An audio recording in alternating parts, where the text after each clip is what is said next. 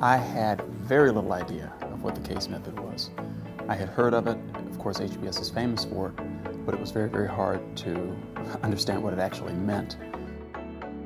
It turned out to be much more inquiring, inquisitive, much more of an adventure and an unknown, and a big question mark at the beginning of every case. To be forced to take on perspectives that aren't your own, to walk in a case protagonist's shoes. It's like your synapses are always firing. I can't count the number of times that I've walked in on a Monday morning and been faced with something that felt like, oh my God, this is the introduction to an HBS case. Because of the case method, it's like I was in spring training for 2 years and now I'm in the big leagues and I have all the competencies and all the frameworks and the approaches to think about how to solve problems. Going to business school is also about changing the way you look at the world. By the people that you meet, the experiences that you get to have, the cases that you read that change the way you thought about something. I don't think I've really appreciated the impact that business school had on me until now, 10 years later.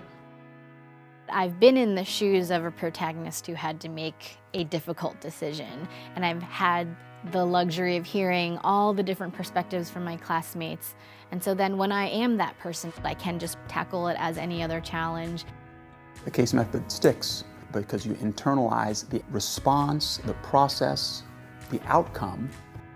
Put me in a room, there might be someone who's better at finance, someone who's better at tech.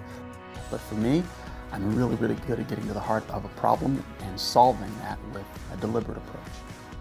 I knew that I would be a better public speaker from the case method, but I didn't really expect to come out with a true set of tools to overcome insecurities.